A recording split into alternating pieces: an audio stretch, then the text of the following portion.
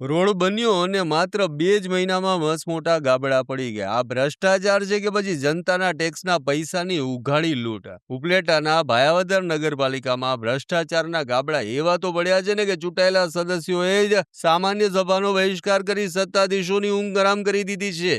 રાજકોટના ભાયાવદર નગરપાલિકાના વહીવટમાં સત્તાધારી બોડીની જોખમી અને મનસ્વી વહીવટ સામે મોટો બગાવતનો સૂર ઉઠ્યો છે. વિપક્ષી સભ્યો અને ગ્રામજનોનો આક્ષેપ છે કે સરકાર તરફથી મળતી કરોડો રૂપિયાની ગ્રાન્ટમાંથી થતા રોડ, રસ્તા, પાણી પુરવઠાની પાઇપલાઇન સહિતના તમામ કામોમાં મોટા પાયે ભ્રષ્ટાચાર આચરવામાં આવી રહ્યો છે. જો આ તમામ કામોની તટસ્થ તપાસ થાય તો નગરપાલિકાના વહીવટદારોના અનેક કાળા ચીઠા ખુલ્લા પડે તેમ છે. ભ્રષ્ટાચારનો જીવતો જાગતો પુરાવો આપતા સદસ્યોએ જણાવ્યું કે હજુ માંડ 2-3 મહિના પહેલા જ પુલથી લઈ અને સરદાર પટેલ ચોક સુધી નવો નક્કો રોડ બનાવવામાં આવ્યો હતો, પરંતુ કોન્ટ્રાક્ટરે નબળું મટીરીયલ વાપરતા જનતાના નજરની સામે જ રોડના ધજાગરા ઉડી ગયા છે. હવેલીના ગેટ સામે, પટેલ સમાજની સામે અને બસ સ્ટેન્ડની બિલકુલ સામે આખો રોડ અત્યારથી જ તૂટી ગયો છે અને મસમોટા ભયાનક ગાબડા પડી ગયા છે. ચૂંટાયેલા સદસ્યોએ ઉગ્ર માંગ કરી છે કે ભ્રષ્ટ કોન્ટ્રાક્ટરનું એક પણ બિલ ચૂકવવામાં ન આવે અને આખો રોડ ફરીથી ખોદીને નવેસરથી ગુણવત્તાયુક્ત બનાવવામાં આવે. પ્રજાના પૈસાના નિકંદન સામે વિરોધ નોંધાવતા સદસ્યોએ નગરપાલિકાની સામાન્ય સભાનો બહિષ્કાર કર્યો અને ચીમકી ઉચ્ચારી કે જો ન્યાય નહીં મળે ને તો આગામી સમયમાં ગ્રામજનોને સાથે રાખી ઉગ્ર આંદોલન કરવામાં આવશે.